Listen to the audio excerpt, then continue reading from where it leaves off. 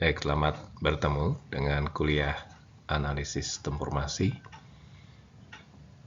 Pada pertemuan ini kita akan sama-sama melihat dulu apa sebetulnya kuliah ini. Nah, jadi sebelum masuk lebih jauh ke materi yang lain, kita juga harus memahami terlebih dahulu kuliah kita seperti apa. Baik, kuliah kita ada di semester 4, semester genap.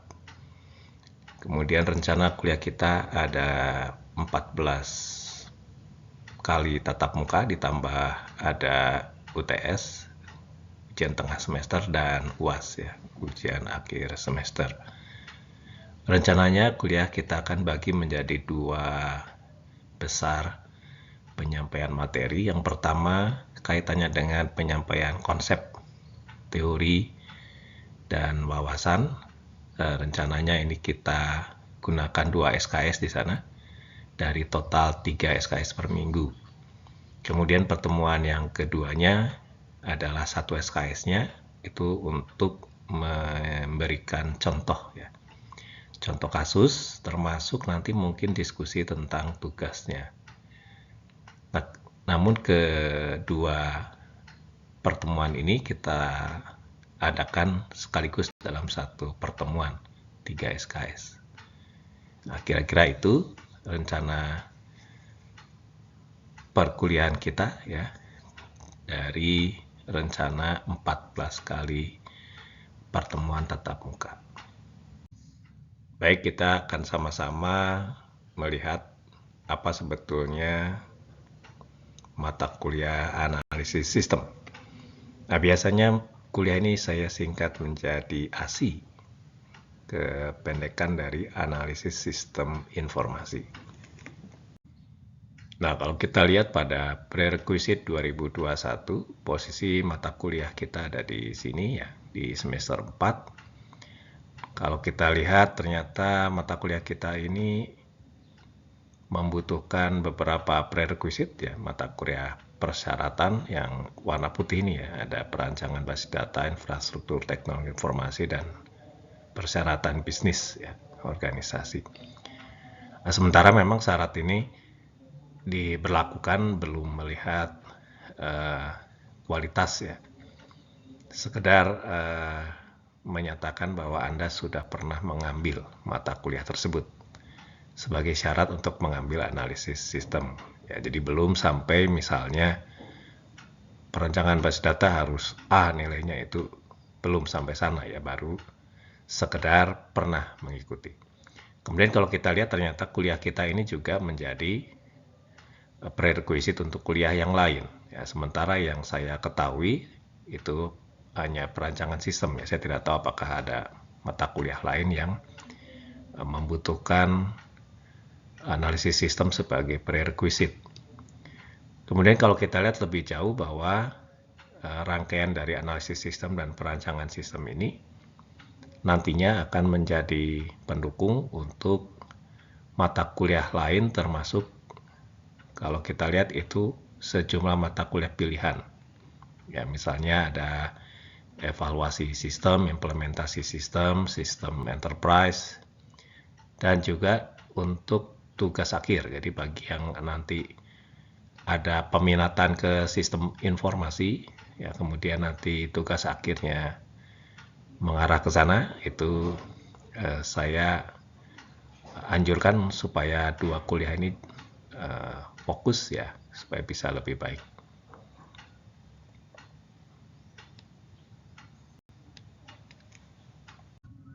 Baik, lalu apa tujuan dari kuliah analisis sistem? Yang pertama, bisa memberikan kemampuan untuk mengenali. Jadi paling tidak Anda bisa mengenali sebuah sistem atau sistem informasi. Nah, bagaimana Anda nanti bisa mengenali sistem? Ada beberapa cara, yaitu dengan mencoba mengamati fakta, ya, sebuah fenomena dunia nyata yang nanti kita sama-sama definisikan sebagai sebuah sistem. Baik, yang kedua adalah memberikan kemampuan untuk bisa menganalisis, menilai, ya, menilai sebuah sistem informasi. Nah, tentunya dalam melakukan penilaian bahwa apa yang dilakukan di nomor 1 dalam bentuk pengamatan itu harus dimodelkan terlebih dahulu. Baru kemudian nanti kita bisa melakukan penilaian. Kemudian yang ketiga, bagaimana semua yang kita lakukan tadi itu menggunakan langkah-langkah logis dalam sebuah pendekatan formal, menggunakan metodologi ya sebagai ciri kita orang akademis ya. Sehingga semua yang kita lakukan bisa dipertanggungjawabkan. Dan yang keempat adalah setelah Anda menilai baik tidak baiknya sebuah sistem, maka salah satu kewajiban kita adalah bukan sekedar mengatakan tidak baik, tapi juga bisa mengusulkan sistem yang akan datang harus seperti apa dalam bentuk sebuah requirement. Kemudian kegiatan yang kita lakukan ada tatap muka, baik daring maupun luring. Kemudian ada tugas mandiri, itu tugas Anda untuk memperkaya, mencari pengetahuan. Kemudian nanti ada tes, setiap pertemuan ada tes, termasuk pertemuan hari ini, ada tesnya dalam bentuk kuis ya. Kemudian diskusi, dan ada tugas besar. Nah, kira-kira itu kuliah yang akan kita lakukan.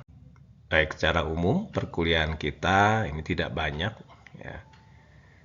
Kalau saya sampaikan sekaligus dalam satu pertemuan ini selesai ya. Sehingga memang sengaja nanti dalam setiap pertemuan itu materinya akan banyak saya ulang.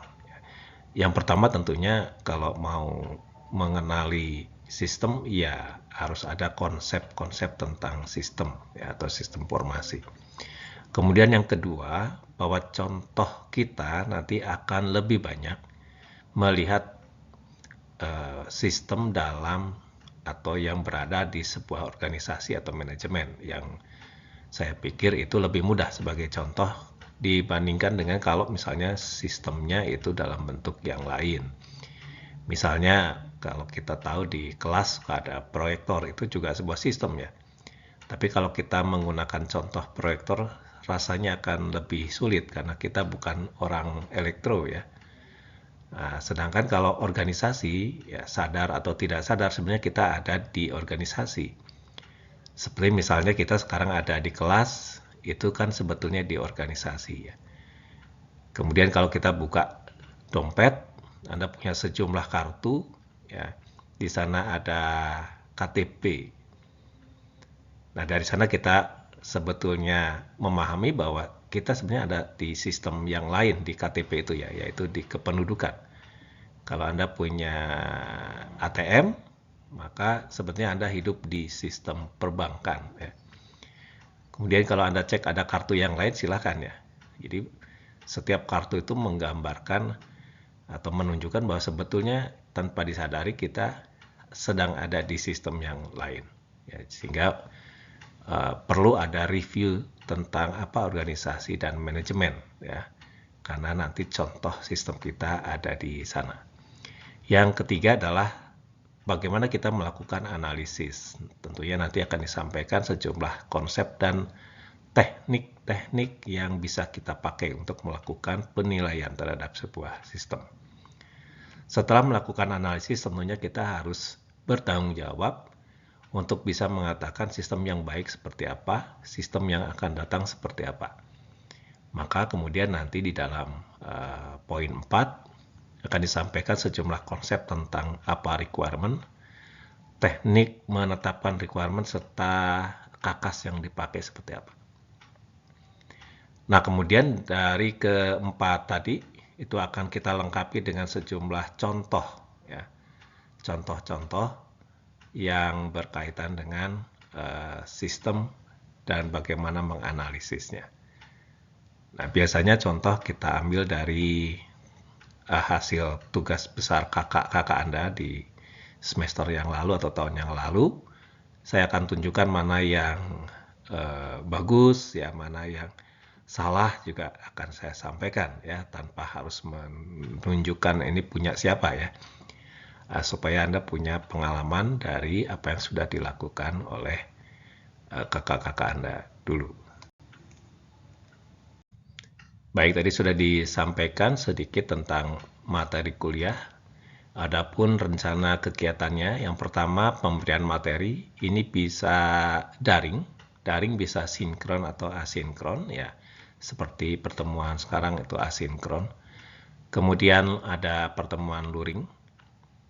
Kemudian ada tes setiap selesai materi pertemuan itu ada tes dalam bentuk kuis sehingga nanti akan ada 14 kuis. Kemudian ada tugas eksplorasi direncanakan dalam bentuk tugas besar. Kemudian ada pemberian materi itu bisa saja nanti ada dosen tamu, ada asisten dan sebagainya yang masuk. Terutama untuk menjelaskan contoh-contoh kasus ya. Kemudian di akhir semester kita akan lakukan presentasi ya, presentasi dari tugas besar poin 3 itu ya. Kita akan presentasikan di depan kelas. Baik, kemudian untuk tes atau kuis itu via CBT. Kecuali mungkin untuk mahasiswa MBKM yang dari luar Unpas itu tidak bisa akses CBT sementara ini ya. Sehingga untuk mahasiswa MBKM itu kuisnya ada di Edlink. Nanti diunduh di Edlink, diisi kemudian diunggah kembali. Ya, jadi untuk yang MBKM itu kuisnya via Edlink, di-download kemudian diunggah ya. Sedangkan yang mahasiswa reguler itu lewat CBT ya. Jadi saya tinggal buka nanti saya nilai dari sana. Kemudian tugas eksplorasi dilakukan secara kelompok dan pengumpulan tugasnya itu dilakukan perorangan. Jadi walaupun dikerjakannya berkelompok, tapi ketika dilaporkan ada ketentuan pelaporannya nanti hari, jam dan sebagainya itu tetap perorangan ya. Kemudian waktu pengerjaan ini relatif, ada tugas mungkin yang cukup 1 minggu, ada yang 2 minggu ke depan, tapi mungkin juga ada yang tugasnya sekarang dikumpulkan akhir semester itu mungkin ada seperti itu ya. Kemudian pengumpulan tugas itu via Edlink. Ya, jadi Anda mengunduh tugasnya, kemudian mengunggah tugasnya. Nah, itu jadi jangan lupa yang MBKM, kuis itu ada di Edlink. Anda mendownload, kemudian diisi, kemudian diunggah. Ya, itu rencana kita seperti itu. Nah, ini saya coba ambil saja dari SK penugasan ya. Kebetulan di situ ada sejumlah tanggal. Nah, jadi rencananya memang di pekan ini ada yang luring, ada yang daring ya. Daringnya asinkron ya. Karena ada libur, termasuk pekan depan. Pekan depan itu yang Selasanya daring asinkron ya, sedangkan yang hari Kamisnya sudah luring ya. Nah, kemudian kita lihat di nomor 8 itu UTS-nya daring dan ada kemungkinan UTS ini semuanya sudah mudik ya, sudah mudik. Nah, namun hati-hati karena daring ya, dipastikan bahwa di kampung halaman ada sinyal ya. Nah, biasanya kalau sudah mudik yang di gunung-gunung sana agak kesulitan ya. Ini harus diperhatikan ya. Nah, sedangkan yang nomor 16 itu UAS-nya luring. Nah, jadi bedanya kalau UTS-nya daring, nah, kalau daring biasanya pilihan berganda nanti bentuk soalnya banyak, waktunya sedikit biasanya. Sedangkan UAS ini esai ya karena luring. Nah, jadi nanti ini bisa dilihat tanggal-tanggalnya ya. Ini mungkin berlaku juga untuk perkuliahan yang lain ya, bukan cuma kuliah kita ya. Skenario-nya begini. Namun diperhatikan juga bahwa bisa saja di sana luring, kemudian pelaksanaannya daring. Mungkin sayanya berhalangan, ada di luar kota dan sebagainya, mungkin bisa diganti daring ya. Tergantung persetujuan dari Wadek 1 nanti seperti apa ya. Nah, untuk penilaian mata kuliah saya turunkan dulu substansi mata kuliah analisis sistem ini ke dalam capaian pembelajaran.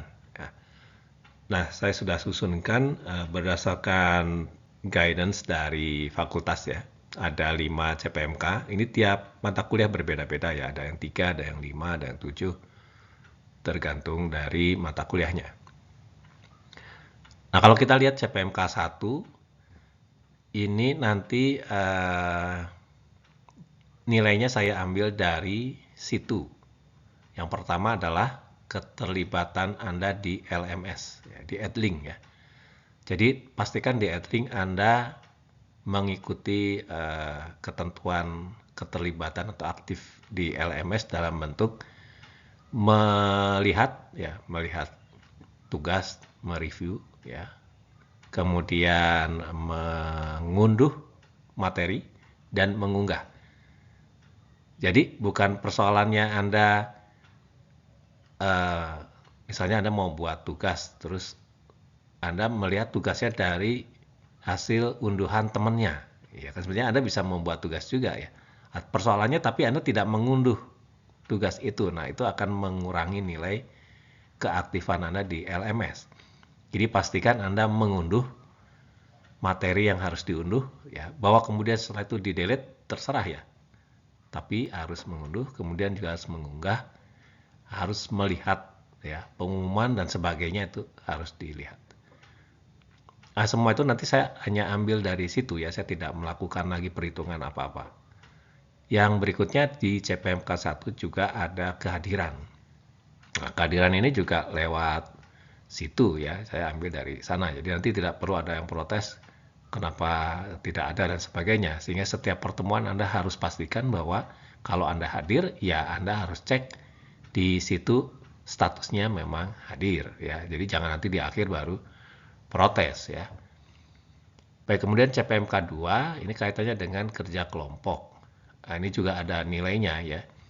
Apakah Anda mengerjakan tugas baik sebagai anggota maupun sebagai ketua, itu ada nilainya.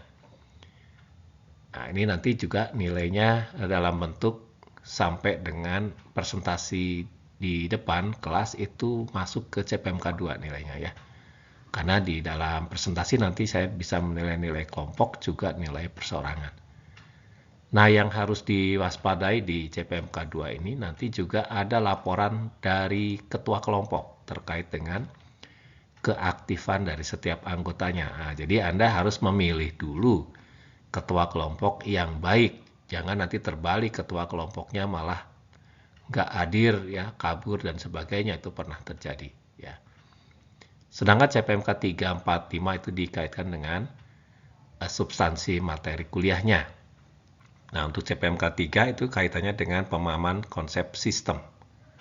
Kemudian CPMK 4 adalah kaitannya dengan kemampuan menganalisis dan menilai. Dan CPMK 5 kaitannya dengan menentukan requirement. Ya. Nah, kira-kira itu CPMK-nya ada 5 CPMK. Ya.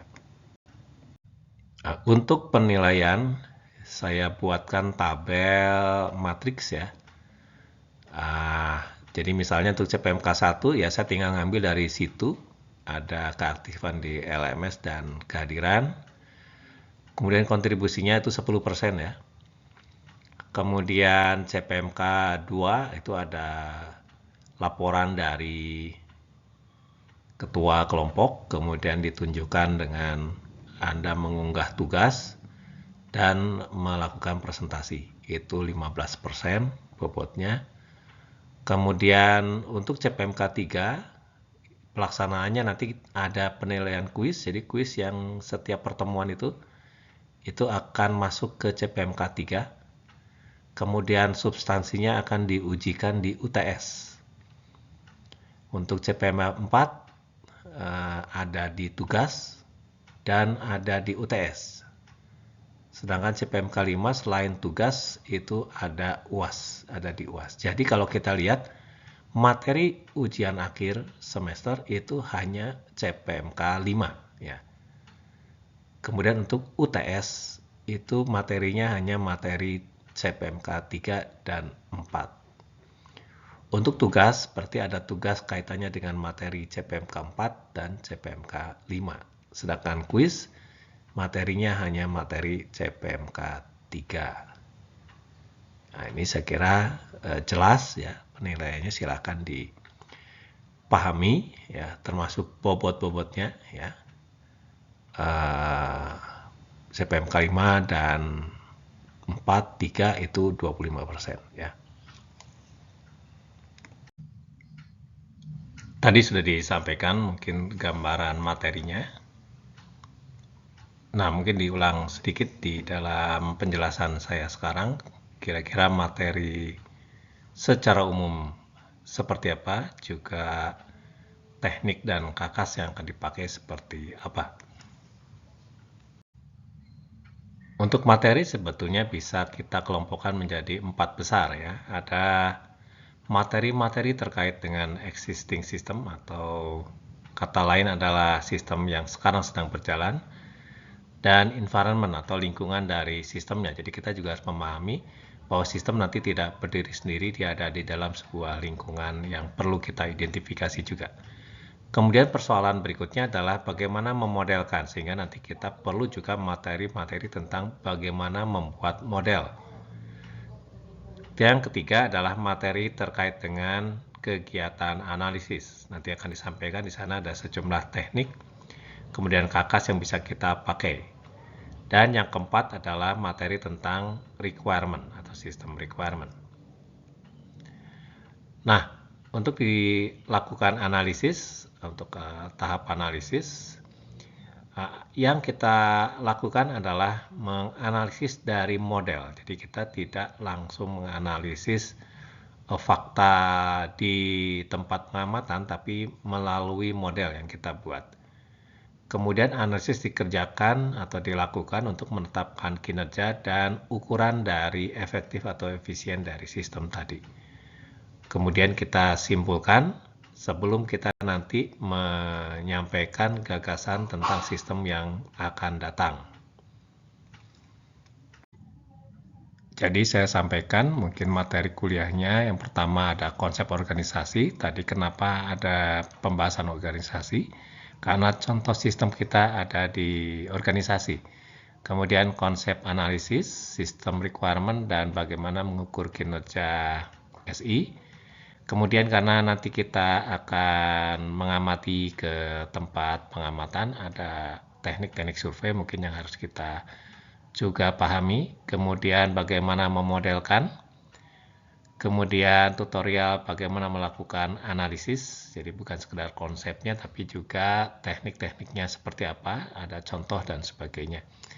Termasuk nanti ada pendokumentasian hasil analisis kita. Dan terakhir ada kegiatan evaluasi sistem dan assessment. Beberapa kakas yang kita pakai, ya kita menggunakan sejumlah teknik. Di antaranya ada logical data modeling dan data flow modeling. Ya. Untuk kakas ada flow map, diagram konteks, DFD logical, ada LDS, dan bagaimana mendokumentasikan sistem dalam bentuk tabel, diagram, matriks, dan sebagainya. Sengaja mungkin saya tidak menggunakan kakas-kakas yang dikaitkan dengan object oriented ya, karena Anda sudah pakai ya. Saya ingin ada pengetahuan yang lain ya, yang tujuannya agar Anda bisa lebih punya banyak pengetahuan ya tentang representasi ya. Jadi ini bukan mau-maunya sendiri, tapi ya tadi karena di luar juga banyak ya teknik kakas yang dipakai ya, bukan hanya object oriented ya. Saya kira harusnya tidak menjadi masalah. Baik, kemudian saya sampaikan sedikit bagaimana kita belajar tentang sistem informasi. Jadi ini kaitannya bukan materinya, tapi apa sebetulnya atau bagaimana cara kita belajarnya. Baik, yang pertama yang perlu disampaikan adalah bagaimana kita memahami sistem. Bila kita ingin memahami sistem, tentunya kita juga harus memahami sejumlah prinsip-prinsip dasar tentang sistem. Ya. Yang pertama konsep sistem, ya Anda harus paham itu. Yang kedua bagaimana mengelola informasi, kaitannya dengan data, informasi, dan pemrosesan data. Kemudian karena contoh kita di organisasi, maka kita juga harus mengenali konsep sistem informasi untuk kepentingan manajemen. Kemudian kita harus bisa melihat juga daur hidup dari sistem tersebut, kaitannya dengan azas manfaat, karena sistem ada karena dia memberi manfaat. Kemudian jangan lupa bahwa sistem adalah perilaku yang memiliki konsekuensi-konsekuensi antara satu komponen dengan komponen lainnya. Kemudian yang 5 adalah pengembangan SI. Kemudian analisis, menilai ya. Kemudian 789 saya kira itu kita lakukan bukan di kuliah kita ya. 7 mungkin di semester depan ya, di perancangan, sedangkan 89 untuk kalau saya tidak tahu ada kuliah lain mungkin ya implementasi sistem mungkin ya, itu kita bisa melihat materi tentang poin 8 dan 9. Jadi kalau semester ini sepertinya sih hanya 1 sampai 4 ditambah 6 mungkin ya. Itu sedikit tentang prinsip pemikiran bagaimana kita memahami sistem. Nah, apa yang akan saya sampaikan tentunya juga akan disesuaikan karena kita ada di jenjang S1 ya. Ya, jangan lupa kalau belajar sistem itu di S2 juga ada ya, S3 juga ada. Sehingga kita harus sesuaikan juga, makanya saya sering bertanya, kok kuliah ini ada di semester 4 ya? Karena ada sesuatu yang menurut saya tidak mudah, yaitu membangun abstraksi ya. Biasanya sih ada kesulitan ya kalau di semester-semester bawah ya untuk memahami atau membangun abstraksi ya. Saya tidak mengatakan bahwa Anda tidak sanggup, bukan, tapi dari pengalaman ya. Nah, kalau kita lihat Anda ada di tingkat 2 berarti ya, itu baru mencari dan memahami ya. Tapi belum bisa menilai mestinya ya, karena menilai itu ada di tingkat 3 dan membuat produk itu ada di tingkat 4. Jadi apakah kuliah-kuliah yang Anda sekarang jalani apa seperti ini atau tidak, Anda bisa lihat sendiri ya. Kalau kuliah kita sepertinya kurang pas ya ada di semester 4. Baik, lalu bagaimana kita belajar? Yang harus diperhatikan yang pertama adalah fokus ya. Karena sistem adalah sebuah kehidupan, maka di sana akan ditemukan sejumlah persoalan yang nantinya menyulitkan kita. Walaupun sebetulnya mungkin kita juga mengalami kehidupan di sistem yang sama. Ya karena saking terbiasanya, saking rutinnya, kadang-kadang kita malah mengalami kesulitan di dalam memahami. Sebagai contoh misalnya, ya kita bernapas, tapi kita tidak pernah berpikir bagaimana bernapas. Iya kan? Nah, itu jadi sulit ya. Nah, sehingga harus dilakukan fokus ya di dalam memahami sistem. Yang kedua, apa yang harus dibentuk? Karena sistem adalah perilaku, maka kita juga harus melihat perilaku kita ya, perilaku kita di dalam menyikapi sebuah perilaku. Ya. Kemudian disiplin, punya kemampuan komunikasi yang baik, bisa bekerja sama dalam kelompok dan selalu berpikir engineering, sistematik, konsisten ya, runtut ya, kritis, kreatif ya. Yang biasanya mahasiswa tidak berpikirnya tidak seperti itu ya, asal-asalan begitu ya. Perlu berpikir sistematik, konsisten, runtut ya untuk memahami sistem. Lalu bagaimana kita memahami konteks sistem dalam belajar kita? Yang pertama bahwa kita sekarang sedang atau kuliah Anda mungkin sedang banyak yang bicaranya software ya. Mungkin Anda kuliah-kuliah Anda lebih banyak bergelut di perangkat lunak. Termasuk ada praktikum dan sebagainya yang semuanya bicara perangkat lunak. Kemudian ada juga kuliah-kuliah yang mengenal perangkat ya. Perangkat. Tolong nanti dipisahkan karena area kita tidak di sini ya. Nah, jadi kalau kita bicara istilah-istilah kan berarti ada ya semester-semester bawah itu biasanya Anda sedang diarahkan menjadi programmer ya. Belajar memprogram dan sebagainya ya, menggunakan kakas dan sebagainya. Nah, di atas itu sebetulnya ada layer yang lainnya, itu sistem aplikasi, bahwa yang Anda sedang pelajari, misalnya Anda pernah membuat program berarti ya, misalnya kalau di praktikum gitu. Misalnya Anda membuat program untuk penjadwalan misalnya, itu kan sudah dalam bentuk spesifikasi ya, ditentukan gini gitu ya, ada requirement seperti itu. Itu kan dalam koridor sistem ya, sistem aplikasinya, sistem yang sudah mengarah kepada apa yang mau Anda buat programnya. Kalau Anda membuat program penjadwalan ya, sistemnya ya aplikasi penjadwalan ya.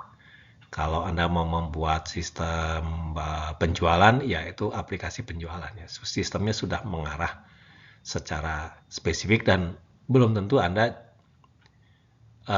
tahu dari mana ketentuan penjualan dan sebagainya. Yang Anda pahami saat ini adalah sudah dalam bentuk spesifikasi ya. Nah, sedangkan kuliah kita ada di layer yang lebih luar lagi. Nah, jadi posisi kuliah kita ada di sini, di work system ya. Nah, jadi tolong nanti agak sedikit dihilangkan mungkin istilah-istilah pemrograman ya, karena kita tidak ada di area pemrograman, tetapi yang kita akan bangun adalah persepsi tentang kehidupan yang nantinya itu dibuatkan programnya. Jadi kita tidak sedang dalam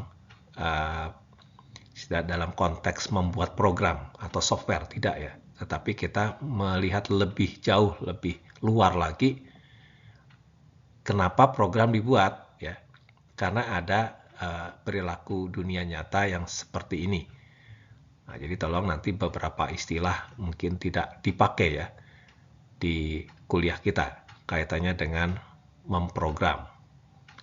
Nah, sebetulnya ini masih ada yang lain ya, masih ada layer-layer yang lain yang ya kita tidak akan bahas karena itu mungkin layer kulit bawang yang lain ya. Kecuali kita kuliah nanti di S2 atau S3 itu ada mungkin pembahasan ke sana. Nah, jadi harus diperhatikan bahwa posisi kita ada di work system sehingga nanti istilah-istilah pemrograman kita tidak akan pakai di sana ya. Jadi jangan juga Anda memunculkan istilah-istilah di pemrograman ya. Misalnya Anda mengenal ada aktor, ada apa, ya nanti kita pakai istilah yang lain untuk mewakili pembahasan-pembahasan di work system ya. Nah, mungkin perlu dipahami juga bahwa di dalam belajar SI kita harus juga mengenal bahwa di bidang informatika sebetulnya faktor penting itu sebenarnya berangkat dari pemikiran adanya pandangan kesisteman. Tidak bisa tidak ya. Ketika kita membuat software itu juga sebuah sistem sebetulnya ya. Karena kita mengenal ada komponen-komponen program, ada variabel, ada ada metode ya, dan ada kelas dan sebagainya. Itu kan bagian dari sistem yang tidak bisa setiap komponen itu berdiri sendiri. Jadi pada hakikatnya pandangan kesisteman ini ada di informatika, ya, termasuk mengangkat persoalan-persoalan dari dunia nyatanya. Itu harus bicaranya aspek kesisteman. Sehingga perlu adanya pemahaman dari konsep sistem, sehingga Anda mampu berpikir kesisteman. Nah, lebih jauh sebetulnya kalau Anda ingin berminat belajar SI, karena kurikulum kita bukan kurikulum sistem formasi ya, tapi perangkat lunak. Nah, tentunya nanti akan ada kajian-kajian lanjutan bagi mereka yang punya peminatan di bidang SI dalam bentuk tugas akhir atau riset bersama dosen dan sebagainya. Jadi silakan kalau memang ada yang berminat lanjut ke peminatan bidang sistem informasi. Lebih lanjut, kajian bisa dikaitkan bukan sekedar kuliah kita, tapi juga kaitannya dengan kepentingan membangun, development, dan menerapkan sistem informasi. Jadi tidak mudah juga ketika sistem akademik itu ya dibangun, itu ada persoalan dalam development dan dalam penerapan. Jadi dalam penerapannya juga tidak mudah ya, bagaimana environment Unpas itu bisa menerima situ, mau menggunakan situ, mempersiapkan bagaimana bisa digunakan dan sebagainya. Itu adalah faktor-faktor di luar pemrograman ya. Aspeknya adalah aspek perilaku pengguna, aspek perilaku organisasi, kesiapan pengguna, kesiapan organisasi ya. Nah, itu hal-hal yang di luar pemrograman. Jadi untuk apa program bagus, softwarenya bagus, tapi penerapannya di layer organisasinya tidak berhasil ya tidak dipakai ya. Nah, jadi ini tidak bisa dilepaskan ya, dilepaskan dari persoalan pembangunan perangkat lunak sebetulnya ya. Next dari pembangunan perangkat lunak.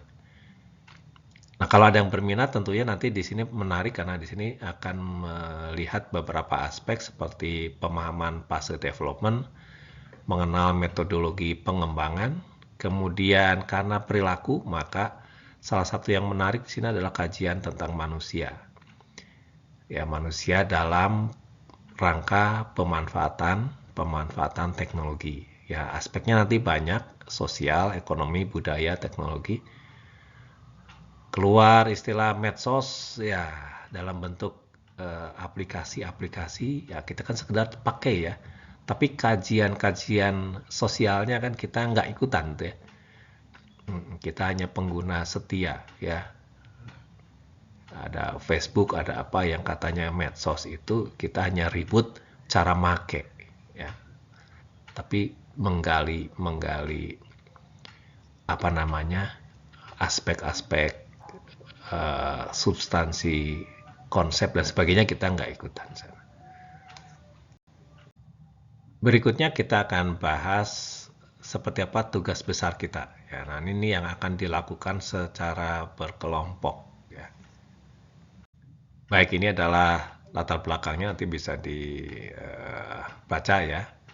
Ya tentunya latar belakangnya sesuatu yang baik ya, seperti memberi kemampuan mengenali sistem dengan contoh-contoh pendekatannya contoh ya, contoh objek nyata ya. Jadi Anda nanti akan melihat memahami sistem dari sebuah contoh nyata. Jadi bukan ngarang ya, bukan ngarang. Nanti kita coba mengamati sesuatu, kemudian kita modelkan, kita analisis dan seterusnya. Jadi bukan apa ngarang sendiri, bukan ya, tapi berdasarkan fakta ya. Baik, berikutnya saya sampaikan skenario kegiatan tugas besar kita. Nah, di dalam tugas besar kita mulai dari pengumpulan fakta. Nah, karena contoh kasus kita ada di organisasi, maka yang pertama Anda harus menetapkan dulu lingkungan pengamatannya. Jadi Anda harus menetapkan organisasi mana yang akan diamati. Jadi misalnya Anda mengamati Borma. Nah, ya boleh ya Anda mengamati Borma. Acaranya adalah dengan melakukan survei. Nanti ada tekniknya ya. Nanti akan disampaikan teknik survei. Nah, Anda akan mengamati fakta, misalnya Anda mengambil fakta aktivitas di sana, kemudian pelaku-pelakunya, kemudian kalau ada formulir-formulir, laporan ya, kemudian ada kegiatan pengolahan data, itu akan kita tangkap, dikumpulkan. Kemudian berikutnya adalah setelah pengumpulan fakta, kita punya faktanya, berikutnya kita melakukan pemodelan sistem. Jadi pemodelan sistem tidak dilakukan di tempat pengamatan, tapi kita di sini ya, di Unpas ya. Kita memodelkan, kalau kurang faktanya kita bisa survei kembali. Jadi ini bisa berulang-ulang ya. Kalau modelnya belum lengkap ya Anda survei lagi begitu ya. Ini berulang-ulang ya, tergantung dari modelnya sudah lengkap atau belum. Sehingga saya kira tidak bisa survei cuma sekali ya. Saya yakin akan berkali-kali. Ya, tapi tentunya yang harus diperhatikan kita punya koridor jadwal ya, kita akan kuliah kita terbatas ya waktunya. Nah, jadi itu tolong diperhatikan. Nah, di dalam pemodelan mungkin Anda perlu juga melakukan sejumlah konfirmasi kebenaran. Ya, misalnya Anda mengamati kegiatan di Borma, Anda harusnya melakukan konfirmasi apakah yang Anda amati benar ya. Nah, tentunya nanti ada pihak-pihak di tempat pengamatan yang bisa dijadikan rujukan kita. Kalau kita melihat penjualan ya mungkin manajer penjualannya saya kira itu akan paham apakah benar atau tidak ya, karena kadang-kadang kita melihat sesuatu kemudian menyimpulkan ya, oh ternyata jualan begitu ya, tapi setelah dikonfirmasi ternyata oh tidak begitu ya. Ternyata di Borma itu bayar dulu baru pulang gitu ya, padahal yang Anda lihat pulang dulu baru bayar misalnya, ternyata itu salah, itu pencuri misalnya itu ya. Nah, itu perlu ada konfirmasi, dan konfirmasi tentunya bisa berkali-kali ya, sampai dengan model kita anggap benar sesuai dengan fakta yang sebenarnya. Nah, bila model ini sudah kita dapat, berikutnya kita akan melakukan analisis. Kita nilai apakah model dari sistem yang kita sudah buat itu menurut kita sudah baik atau belum. Kalau sudah baik, berikutnya kita akan menetapkan langkah selanjutnya supaya sistem lebih baik. Atau kalau kurang baik, maka ada pernyataan berikutnya bagaimana menjadi baik. Jadi skenario seperti itu ya. Ada survei dan ada pemodelan. Nah, jadi nanti apa yang kita lakukan di dalam tugas besar? Yang pertama tentunya survei ya. Survei untuk mengumpulkan fakta. Fakta dari dunia nyata. Ada survei-survei, nah berarti Anda harus menetapkan dulu lokasinya dan sebagainya. Sebaiknya memang organisasinya nanti yang berbadan hukum ya. Kalau di di Setiabudi banyak lah ya, ada hotel, ada restoran, ada supermarket, ada apotek, ada bengkel ya, ada juga kantor dinas pemerintahan, ada sekolah, itu sebenarnya bisa saja jadikan tempat pengamatan. Kemudian saran saya sih formal ya, sehingga Anda harusnya membuat surat survei ya, surat izin survei ke tempat pengamatan. Kemudian nanti kita lakukan diskusi ya untuk menetapkan sistemnya.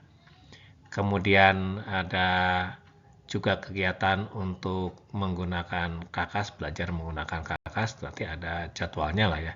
Kita coba ambil yang 1 SKS itu ya. Kemudian nanti baru ada evaluasi. Ya, evaluasi kaitannya dengan tugas besar. Kemudian untuk skenario tugas besar, Anda harus mengamati sebuah sistem yang sedang berjalan sekarang. Nah, sistem yang berjalan ini tentunya ada di sebuah organisasi, sehingga Anda diminta untuk menentukan dahulu tempat pengamatannya, mau di organisasi atau di perusahaan mana. Saran saya memang tadi yang berbadan hukum ya, supaya jelas ya. Kemudian di dalam pengamatan Anda bisa membatasi ya, bukan boleh tapi mungkin harus ya, karena nanti terlalu besar. Misalnya kalau Anda mengamati Borma ya jangan mengamati sak Borma, tapi Anda tetapkan area yang mana yang mau diamati, misalnya bagian penjualannya atau bagian gudang atau bagian kepegawaiannya atau apanya ya, di Borma kan banyak pasti ya. Jadi tidak harus besar. Kemudian Anda juga harus melakukan studi literatur untuk melengkapi. Jadi misalnya kalau Anda mengamati bagian gudang apa dan sebagainya, mungkin Anda juga perlu pengetahuan ya tentang gudang. Jadi Anda bisa mencari pengetahuan dari literatur apa itu gudang. Kemudian melakukan survei, ya survei jangan opsional. Kalau di sini kan ditulisnya opsional ya, ini bukan opsional tapi harus menurut saya, karena Anda akan memotret fakta ya. Kemudian untuk kasus nanti kita coba lihat yang kira-kira sesuai yang mana. Nah, saran saya sebetulnya satu organisasi atau satu perusahaan bisa saja didatangi oleh lebih dari satu kelompok. Jadi misalnya ke Burma, itu bisa 2 atau 3 kelompok di sana. Asalkan nanti setiap kelompok membahas area yang berbeda. Jadi misalnya kelompok yang pertama mengamati penjualan, kelompok kedua mengamati gudangnya, kelompok ketiga melihat bagian kepegawaian misalnya, itu bisa. Ya, jadi supaya tidak banyak tempat, bisa saja ya satu perusahaan itu dikeroyok ya oleh beberapa kelompok. Itu skenarionya, dan nanti tentang tugas ini kita bisa bahas di pertemuan di kelas yang satu SKS tadi ya. Itu skenarionya.